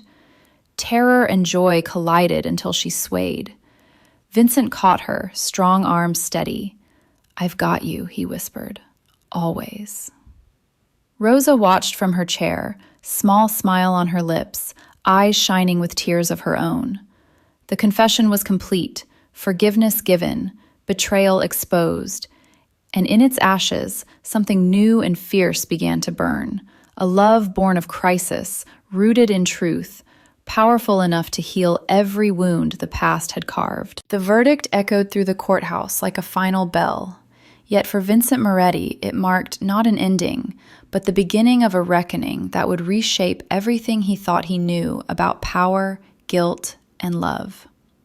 In the weeks following Lauren's conviction, Vincent withdrew from much of his public world. Meetings were delegated to trusted lieutenants, public appearances canceled. The Riverfront project, once a triumph, proceeded without his daily oversight. He told his inner circle it was for Rosa's recovery, and that was partly true. But deeper, a storm raged inside him. Remorse for bringing danger into their home, fury at his own blindness, and a new, consuming need to shield the two people who had become his entire reason for breathing, Rosa and Emily. He moved Emily and Luca into the penthouse permanently the day after the trial. Emily stood in the marble foyer that first evening, clutching Luca's hand, overwhelmed by space and warmth and luxury she had never imagined. Floor-to-ceiling windows framed the glittering lake far below. Heated floors chased away the chill that had lived in her bones for years. A kitchen larger than her old apartment gleamed with appliances she did not know how to use. Rosa welcomed them with quiet joy, insisting on showing Luca the guest room prepared just for him. Soft blues, bookshelves filled with children's classics, a window seat overlooking the city lights. Emily's eyes filled with tears she could not stop. "This is too much," she whispered. "We can't." Vincent took her cold hands gently in his warm ones. "You can. You will. You've carried everything alone too long." Luca, wide-eyed but sensing safety, ran to explore. Emily swayed, dizziness sweeping her from the sudden shift, from motel despair to this. Vincent steadied her, arm around her waist, and the contact sent fire through both of them. She pulled away quickly, confused, afraid of the intensity in his eyes. That night, alone in the guest suite with its silk sheets and private bath filled with products she had only seen in magazines, Emily sat on the edge of the enormous bed and cried. Silent, wrenching sobs for every cold night, every skipped meal, every moment she had feared losing her son to illness or the streets. The unfairness of it all crashed over her. Why her suffering had been so long? Why rescue came only after such cruelty? Yet beneath the tears, gratitude warred. Gratitude so profound it hurt. Vincent heard her through the walls. He stood in the hallway outside her door, fist raised to knock, then lowered it. Remorse tore at him anew. He had wealth enough to end hunger for thousands, yet the woman who saved his mother had nearly lost everything. The contrast humiliated him. He paced the darkened penthouse like a caged lion, heart violently conflicted. The old Vincent who solved problems with power, now useless against her pain. Rival crews sensed weakness. Word spread quickly. Moretti distracted by family drama, trial publicity painting him vulnerable. Small incursions escalated. A protection payment delayed, a construction site vandalized, whispers of takeover. One frigid evening in late October, Vincent's convoy was ambushed near the Stevenson Expressway. Tires slashed, windows rocked by thrown objects, a clear message. Vincent confronted the perpetrators himself the next night. He drove alone to a neutral bar on the south side, walked in unarmed, a statement of confidence. The rival lieutenant waited with 4 men. Tension crackled. "You think I'm soft now?" Vincent asked quietly, voice carrying over the jukebox. The man smirked. "Family trouble makes any man soft." Vincent stepped closer, eyes lethal. "Touch my family again, any of them, and soft won't describe what's left of you." No blows landed. His presence, reputation, and the knowledge that his men waited outside were enough. The rivals backed down, message delivered. Vincent Moretti protected his own, fiercer than ever. He returned home near dawn, adrenaline fading into exhaustion. Rosa waited in her robe, worry etched on her bandaged face. Vinny, this life, it follows you. He knelt beside her chair. I'm handling it, Ma, for you, for them. Rosa touched his cheek. Be careful you don't lose yourself protecting us. Her words haunted him. Emily saw the strain. She watched Vincent return late, suit rumpled, eyes shadowed. Watched him check locks 3 times, scan security feeds, speak in low tones on encrypted phones. Fear crept in, fear that her presence endangered them, that Luca would pay for her courage. One night, after Luca slept, she found Vincent on the balcony overlooking the frozen lake, wind whipping his coat. I should go, she said quietly from the doorway. We're bringing trouble. Vincent turned, eyes fierce. You're not going anywhere. He crossed to her in 2 strides, hands framing her face gently but possessively. Listen to me. The trouble was always there. You didn't bring it. You gave me something worth protecting more than territory. Emily's breath caught. The intensity in his gaze, love, raw and burning, overwhelmed her. You don't know me, she whispered. I'm nobody. You're everything, he said, voice rough. You stood up when you had nothing to gain and everything to lose. You saved my mother. You woke me up. Tears spilled down her cheeks. Vincent brushed them away with his thumbs, leaning closer until their foreheads touched. I'm terrified, she admitted, voice breaking. Of this, of you, of believing it's real. It's real, he said fiercely. And I'm terrified too, of losing you now that I've found you. The space between them vanished. He kissed her then, gentle at first, then deeper, passionate, a claiming and a surrender both. Emily clung to him, years of loneliness pouring out in the kiss. Warmth flooded her cold places, safety wrapped around her like his arms. Yet fear lingered. This was too much, too fast, a dream that might shatter. They pulled apart, breathing hard. Vincent rested his forehead against hers. I won't rush you, he whispered, but I'm not letting you go. Days turned to weeks. Vincent delegated more dangerous operations, focusing on legitimate ventures. He enrolled Luca in a private kindergarten, hired tutors for Emily's missed education, arranged specialist care for Rosa's ongoing recovery. The penthouse filled with small sounds of life, Luca's laughter echoing off marble, Rosa's gentle humming, Emily's soft footsteps learning new spaces. Yet drama followed. Reporters camped outside, digging into Emily's past, headlines questioning the mystery woman in Moretti's home. Old acquaintances surfaced with false claims for money. A rival crew, emboldened by perceived distraction, firebombed a small warehouse Vincent owned. He handled it personally again, driving to a meeting under the L tracks, facing the responsible capo alone.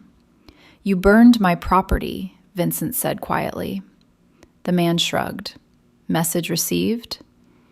Vincent stepped close. Message sent back. Next time, it's personal. The man paled. Peace held, for now. Emily witnessed the aftermath. Vincent returning with singed cuffs, eyes haunted. She cleaned a small cut on his hand without speaking, heart tearing between fear for him and fierce pride. That night, in the quiet kitchen lit only by under-cabinet glow, she touched his face. You don't have to fight alone anymore, she whispered. Vincent pulled her close, burying his face in her hair. I've been alone a long time. Protecting you both, it's the first thing that feels right. Their second kiss was slower, deeper, love acknowledged, no longer denied. Rosa watched from the hallway shadows, smiling through tears. She saw in Emily the strength she once had, in Vincent the tenderness his father had shown her. Vincent's reckoning was complete. He had almost lost everything to blindness. Now he protected with clearer eyes, fiercer love, deeper remorse, driving him to build safety not through fear, but through presence. Emily, once destitute and powerless, began to heal in warmth she had never known. The disparity still awed her, marble and silk against memories of cold wind, but Vincent's love bridged it, passionate and steady. Danger lingered on the streets, but inside the penthouse, a new family took root, forged in fire, held together by a love that refused to let go. The storm came on a late October night in 2025, one of those fierce Chicago tempests that rattled even the highest windows of the Gold Coast towers. Thunder rolled over Lake Michigan like distant artillery, lightning flashing white against the penthouse glass. Vincent had sent most of his security home early, Rosa asleep under heavy sedation for pain, Luca tucked safely in his room with a nightlight shaped like a Chicago Bears helmet. Emily could not sleep. She wandered the vast living room in one of Vincent's borrowed shirts that hung to her knees, bare feet silent on heated marble. The city below glittered, indifferent to the wind howling outside. She stood at the window, arms wrapped around herself, memories crashing harder than the storm. The motel nights with Luca coughing in the cold, the eviction notice, the pharmacy line where she had counted pennies for medicine she could not buy. The contrast to this warmth, this safety, this man who looked at her as though she were precious. It tore at her until she could barely breathe. Vincent found her there. He had been in his study, reviewing security feeds after another veiled threat from the Southside crew. Tires slashed on 2 of his legitimate delivery vans, a clear escalation. He entered silently, pausing at the sight of her silhouetted against the storm. Thin, still too thin, but standing taller now, shoulders less bowed. Something fierce and tender twisted in his chest. "You should be resting," he said softly. Emily turned, startled. "I couldn't. The storm." Vincent crossed the room slowly, stopping an arm's length away. Lightning illuminated his face, strong lines, eyes dark with everything he carried. "Storms never bothered you before," he said. "It's something else." She looked away, voice small. "It's all of this. You, Rosa, Luca safe and warm. I keep waiting to wake up." Vincent closed the distance, gently turning her to face him. "You're not dreaming. This is real." Emily's eyes filled. "I don't know how to be here. I don't belong in this world." "You belong wherever I am," he said, voice low and fierce. "From the moment you screamed the truth in that restaurant, you belonged with us." Thunder cracked overhead. Emily flinched. Vincent's hands rose to steady her shoulders, thumbs brushing her collarbones through the soft fabric. The touch ignited them both. They had danced around this for weeks, stolen glances, lingering touches, conversations that stretched into dawn. But tonight, with the storm raging and every barrier stripped away, restraint shattered. Emily looked up, eyes searching his. "I'm scared," she whispered, "of needing this, of needing you." Vincent's control snapped. He cupped her face, thumbs tracing her cheekbones with reverence. "Then be scared with me," he said, voice raw, "because I've been terrified since the night I met you, of how much I need you." He kissed her, not gentle this time, hungry. Years of loneliness, of carrying the weight of empire and grief, poured into the kiss. Emily responded with the same desperation, hands fisting his shirt, pulling him closer as though he were the only solid thing in a spinning world. The storm outside faded. There was only heat, breath, the taste of salt from her tears. Vincent lifted her effortlessly, carrying her to the wide leather sofa before the fireplace. Flames danced low, casting golden light over them. He set her down gently, but his hands shook, with restraint, with overwhelming want. "Tell me to stop," he murmured against her lips, "and I will." Emily's answer was to pull him down, arms winding around his neck. "Don't stop," she breathed. "Please." Clothes fell away slowly, his shirt unbuttoned with trembling fingers, her borrowed one lifted over her head. Vincent paused at the sight of her, ribs still too visible, skin marked by old bruises from carrying too much for too long. Remorse and love crashed through him. "You've carried everything alone," he whispered, kissing each mark gently. "Never again." Emily's tears fell hotter now, not from pain, but from being seen, truly seen, and cherished for it. Vincent's touch was worship, hands mapping her like sacred ground, lips following, drawing gasps and soft cries that mingled with thunder. When he entered her, it was slow, deliberate, eyes locked. The connection went beyond bodies, souls colliding after lifetimes of isolation. Emily clung to him, overwhelmed by sensation, by safety, by the fierce tenderness of a man who could command a city, yet trembled for her.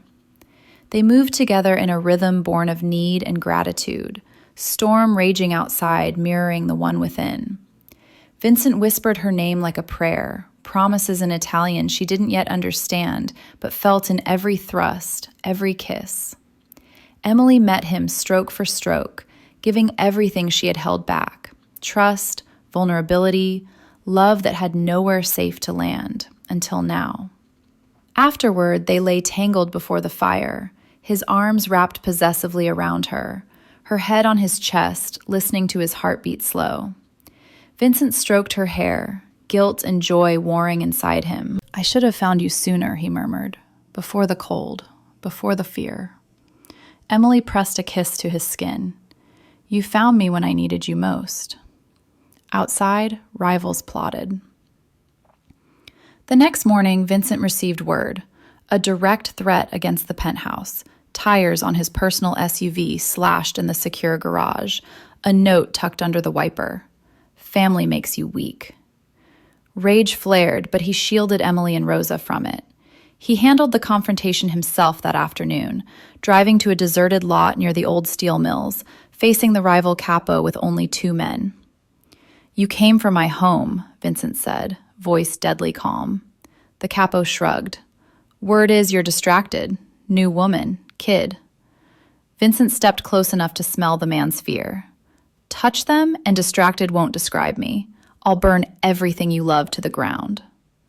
No violence erupted, only the weight of Vincent's reputation and the promise in his eyes.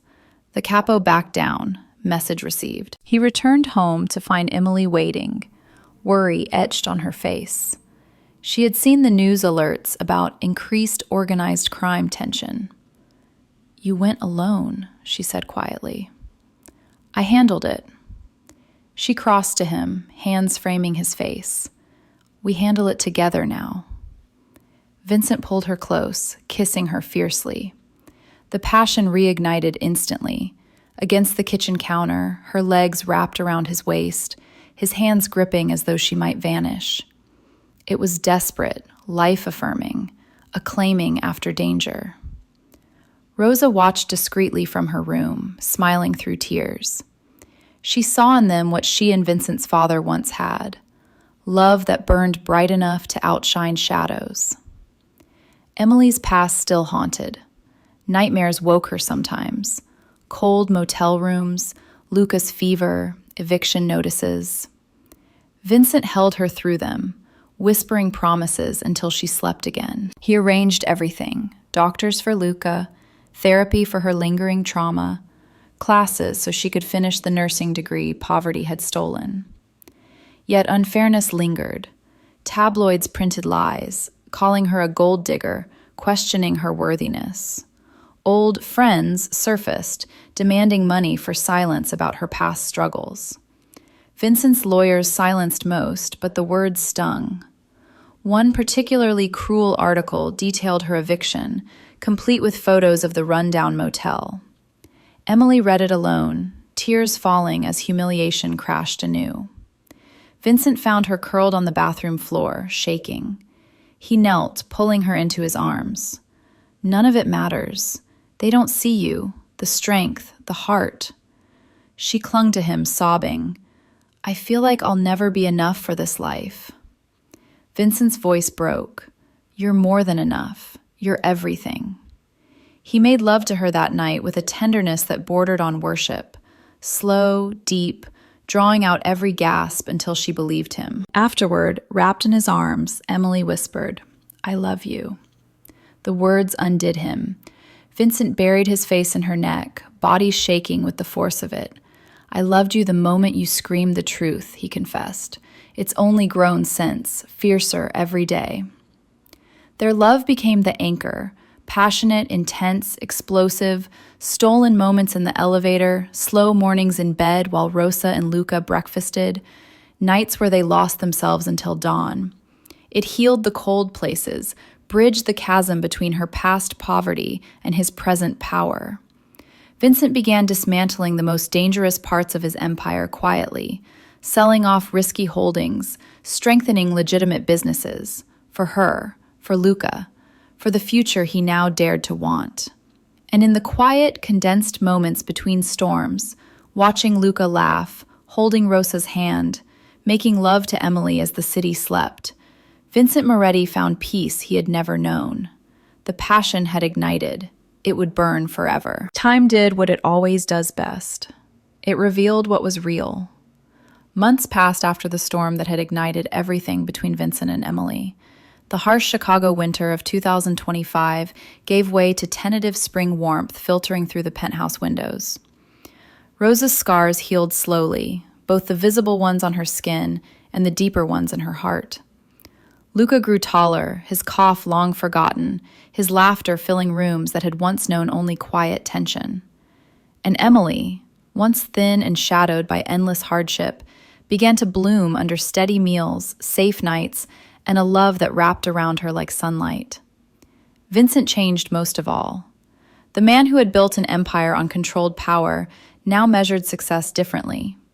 He sold off the riskiest holdings, waste routes that skirted legality, construction bids tied to old favors. He poured resources into legitimate ventures, affordable housing projects on the South Side, scholarships for single mothers, a foundation in Rosa's name for burn victims and families escaping poverty. Each decision carried quiet remorse, for years spent chasing strength instead of kindness, and fierce determination to give Emily and Luca a cleaner future. Yet danger did not vanish overnight. One crisp April afternoon, Vincent received word of a final push from remnants of the old South Side crew, emboldened by his perceived retreat. They targeted the one place they knew would hurt most, the community center Vincent had quietly funded in a struggling neighborhood, a safe after-school haven for kids like Luca once was. Vincent drove there alone. The confrontation unfolded under fading daylight near the center's playground. 6 men waited, leader stepping forward with a smirk. "Thought you went soft, Moretti. Time to remind you who runs these streets." Vincent stood calm, hands visible. "These streets belong to the people who live here now. Kids, families. You want war? Take it elsewhere." The leader laughed, moving closer. Vincent's men emerged from shadows, not with weapons drawn, but with presence. Community members, mothers, teachers, kids Vincent had helped, gathered at windows, phones recording. The standoff ended without a blow. Reputation, evidence of good works, and the weight of witnesses forced retreat. Vincent returned home shaken but resolute. Emily met him at the door, reading the tension in his eyes. She touched his face gently. "You're choosing different now." "For you," he said, pulling her close. "For us." Their love deepened with every choice. It was no longer only passion in stolen nights, though those still burned bright, intense, and consuming, bodies speaking what words sometimes could not. It became partnership. Emily studying nursing at night school Vincent funded. Vincent learning patience from Luca's questions. Both of them sitting with Rosa, sharing stories of hardship and survival. Emily's past poverty still visited in quiet moments. She would wake, sometimes gasping, from dreams of eviction notices, of counting pennies for milk, of wind slicing through cracked windows while Luca shivered. Vincent held her through every one, whispering, "Never again," until the ghosts faded. He understood the humiliation she carried. Not shame of being poor, but the cruelty of a world that let children go hungry while towers of wealth rose nearby. One evening, watching Luca play soccer in the private garden terrace Vincent had built, Emily turned to him with tears in her eyes. "I never thought I'd have this," she said softly. "Safety, family, you." Vincent pulled her into his lap, arms strong around her. "You deserved it, always. I'm only sorry it took so long." Rosa joined them often in these moments, her presence a quiet blessing. She taught Emily old Italian recipes, told stories of raising Vincent alone after his father's death, shared wisdom earned through loss. "Love doesn't see money or power," Rosa said one Sunday over espresso and biscotti. "It sees heart, and yours, Emily, is bigger than any penthouse." The wedding came quietly in May. Not in a grand cathedral with hundreds watching, but in the small chapel at Holy Name, where Rosa had prayed for decades. Only closest family, Rosa, Luca as ring-bearer in a tiny suit, a few trusted friends. Emily wore a simple white dress that made Vincent's breath catch when he saw her. Rosa walked her down the aisle, tears shining. Vincent's vows were fierce and tender. "I promise to protect you, to listen when you speak, to carry you when you're weary, and to love you every day with everything I am." Emily's voice trembled but held steady. "I promise to stand beside you, to trust the love you've shown me, to build this family with openness and courage." Luca beamed when Vincent knelt to him afterward. "May I call you Dad?" Vincent's eyes filled, the only time his men had ever seen tears. "I'd be honored, son." They adopted Luca legally soon after. Vincent Moretti, once defined by power and loss, now measured days by small miracles. Luca's school plays, Emily's nursing exams passed with honors, Rosa's laughter at family dinners. He kept enough influence to ensure safety, but redirected wealth toward lifting others, scholarships, shelters, job programs in neighborhoods like the one Emily once fled. Years later, looking back, they would speak of knowledge learned the hard way. Knowledge that true strength protects the vulnerable. Knowledge that love crosses every divide of wealth or past suffering. Knowledge that speaking truth, even when powerless, can change lives. Knowledge that forgiveness heals both giver and receiver. Knowledge that family is chosen, not born. They would speak of lessons life taught through pain. Lesson of listening to quiet warnings. Lesson of courage in ordinary voices. Lesson of grace amid betrayal. Lesson of building new beginnings from ashes. Lesson of love that refuses to be limited by circumstance.